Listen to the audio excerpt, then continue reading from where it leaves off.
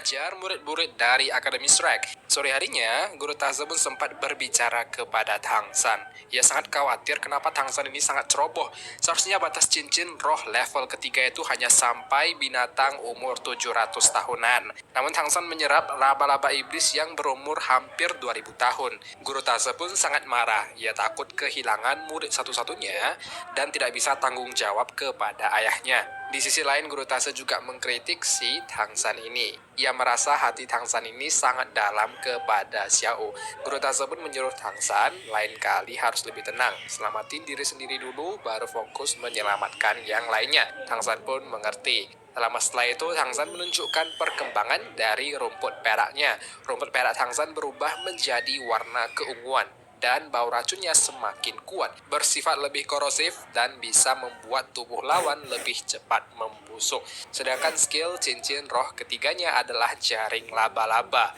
Guru Taze pun berkata itu sangat bagus. Setelah hal tersebut, sesuai janjinya Tang San pergi ke kota. Ia mencari toko pandai besi yang bisa membuat senjata yang diinginkan. Karena senjatanya yang sedikit rumit, Tang San harus memilih toko yang benar-benar berkualitas saja. Sampai akhirnya Tang San menghampiri toko pandai besi yang sangat besar. Di sana ia bertemu dengan Tie Long dan Tie Hu, dua bersaudara Palu yang melawannya kemarin di arena. Tang San pun memesan 10 set besi custom, hanya bahan-bahan materialnya saja, dengan seluruh rincian yang sudah tertulis di dalam sebuah kertas. Karena bisnis ini sedikit besar dan pengerjaannya sedikit sulit, pemilik toko pun membawa Tang San ke ruangan pribadinya.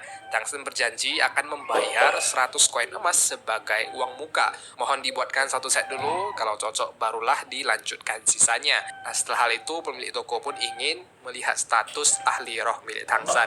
Ia sangat syok melihat Tang San yang sudah memiliki 3 cincin roh jiwa di usia yang begitu muda. Selain itu, cincin ketiganya juga adalah binatang roh ribuan tahun. Akhirnya si pemilik toko pun setuju dan menyuruh kedua anaknya sendiri yang akan turun tangan mengerjai pesanan tersebut. Esok harinya di kelas Guru Taze, semuanya wajib bangun jam 5 pagi. Mereka harus makan dulu sarapan yang sudah disiapkan. Semuanya pun sangat senang karena tiap hari bisa makan enak. Setelah hal itu, semuanya pun berbaris untuk memulai pelajaran hari pertama. Kali ini Guru Taze menyuruh mereka untuk sparring satu sama lain. Pertarungan pun dimulai dengan Tang San yang melawan Mupai. Rumput perak Tang San ini semakin kuat. Mupai juga semakin kesulitan menghancurkan rumput peraknya. Hingga akhirnya Tang San pun menggunakan jaring laba-labanya kepada Mupai. Pertarungan pun dimenangkan oleh Tang San. Mereka berlatih terus secara bergantian. Ada juga pertarungan si Gendut dan Oscar melawan Mupai. Mupai juga sangat kesulitan karena Oscar yang terus membuatkan sosis. Alhasil kekuatan Phoenix pun bisa setara dengan Mupai.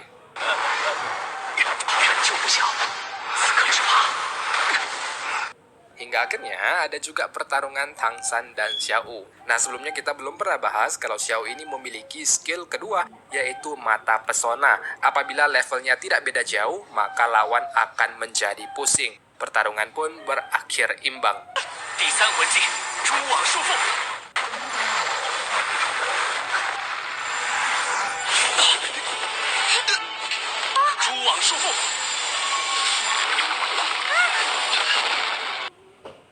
Setelah hal selalu mendapatkan jarak, bisa menyerang, maka Oscar sudah tamat. Semua dari mereka dianggap melakukan kesalahan oleh Guru Taze, termasuk Tang San yang juga sama meremehkan Xiao di pertarungan tadi. Alhasil mereka semua pun dihukum lari 10 putaran bolak-balik ke kota Sotuo dengan membawakan keranjang batu. Karena Tang San dan Mupai paling banyak melakukan kesalahan, mereka pun harus lari 12 kali. Di sisi lain, awalnya Cucing dan Rongrong tidak melakukan kesalahan apapun, namun mereka juga harus mendapatkan hukuman. Guru Taze pun berkata, kalau mereka ini adalah sebuah tim. Di sini hubungan ketujuh murid Akademi Shrek pun mulai semakin dekat. Masing-masing mempedulikan satu sama lain. Di tengah perjalanan, yang kuat saling membantu, yang lemah seperti Rongrong dan Oscar yang staminanya sedikit kurang. Langkah demi langkah mereka pun berhasil menyelesaikan hukuman tersebut.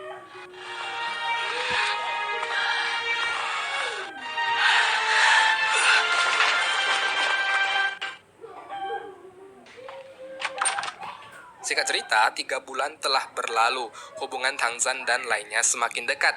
Saking dekatnya mereka itu saling memanggil kakak, seperti kakak Mupai sebagai kakak pertama, Tangzan sebagai kakak kedua, dan seterusnya. Hal ini diurutkan sesuai level. Singkat cerita, Tangzan dan lainnya juga sudah menyelesaikan latihan tahap pertama. Jiwa rohnya juga sudah terdaftar di Institut Noting. Namun tak lama setelah itu, Ma Hongjin datang dengan keadaan lebam-lebam. Apa yang terjadi? Ternyata ia baru dipukul oleh seseorang misterius di kota. Ceritanya tadi, Ma Hongjin ini sedang pergi untuk merayu wanita kasir di arena kemarin. Saat ia pulang, Ma Hongjin terus mengikutinya. Ia melihat seseorang pria misterius yang terus mengikutinya dari tadi. Semakin lama pria itu semakin dekat. Hongjin pun segera menyelamatkan wanita idamannya. Namun ternyata Ma Hongjin ini harus terpukul sampai babak belur. Ternyata ia melawan seseorang yang sudah memiliki 4 cincin roh. Tak lama setelah itu, Mupai pun masuk. Ia sangat marah mendengar Phoenix diperlakukan seperti itu. Diceritakan orang ini bernama Pule, terkenal sebagai ahli roh yang sering melakukan kejahatan di kota, terutama pada gadis-gadis cantik. Tangzan pun sangat marah mendengar seorang ahli roh yang menggunakan kekuatannya untuk menindas orang biasa. Mereka pun akan memberikan pelajaran. Saat keluar dari asrama, tiba-tiba Xiao juga sedang keluar mencari angin. Xiao juga ikut marah mendengar kejadian tersebut. Ia pun memutuskan untuk ikut dan menegakkan keadilan bagi kaum wanita. Saat di tengah kota, Ma Hongjin ini bercerita kalau Pule itu sepertinya adalah tipe pengendali. Ia kuat melawan elemen api. Selain itu, ia juga memiliki jurus yang bisa mengikat lawan, seperti teknik bayangan hitam. Setelah hal itu, mereka pun terus menunggu pria misterius ini mencari mangsanya. Namun setelah menunggu beberapa saat, pria tersebut tak kunjung keluar. Hari pun sudah mau cerah. Xiao mempunyai sebuah ide. Tentu saja idenya adalah untuk menjadi gadis imut sebagai target. Dan yang benar saja, hal itu pun berhasil. Ternyata Pule ini sedang pergi menangkap gadis-gadis di tempat lain. Sepulangnya ke rumah, ia melihat Xiao.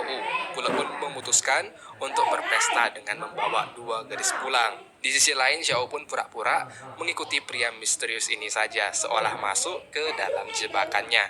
Hingga akhirnya mereka sampai di gang yang begitu sempit. Xiao pun langsung menghajarnya di sana.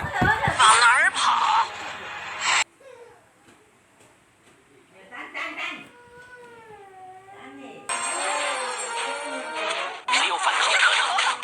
你们看，就是小五姐的灵魂结沙盘旋摔，教你做人。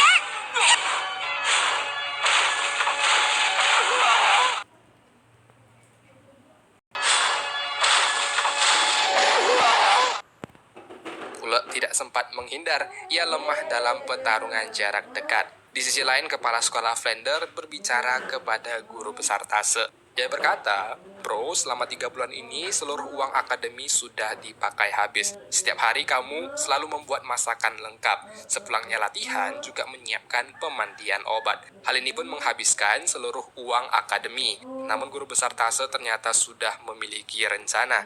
Ia akan segera masuk ke tahap kedua latihan akademi.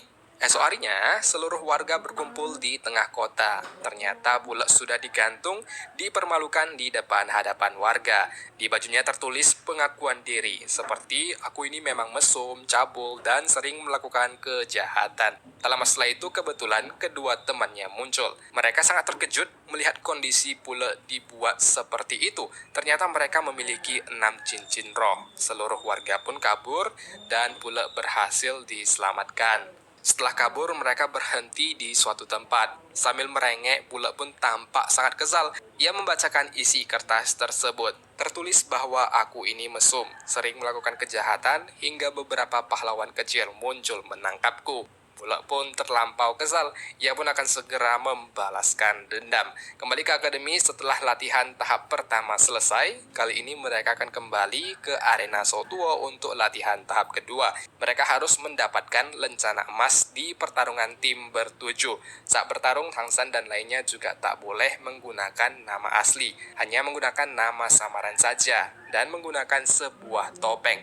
Nama tim mereka bertujuh pun nantinya akan disebut 7 Monster Academy Strike. Tak lama setelah itu, mereka pun pergi ke kota Sotuo. Kali ini juga ada guru Tase dan lainnya yang akan ikut menonton. Setelah sampai di lobi, semuanya berdiskusi untuk pertarungan pertama mereka. Kali ini mereka akan melawan tim petarung gila.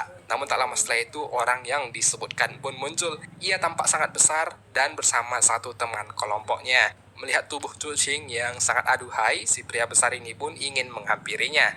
Untuk beberapa saat, Mupai pun bertarung dengan pria tersebut.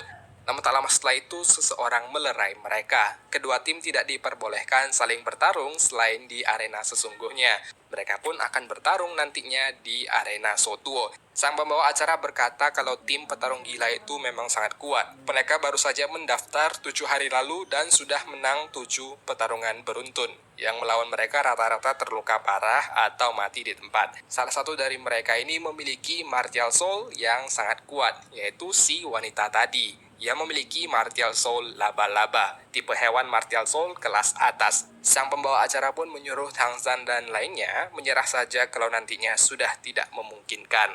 Setelah hal itu, Tang Zhan dan lainnya pun mengatur formasi untuk melawan petarung gila.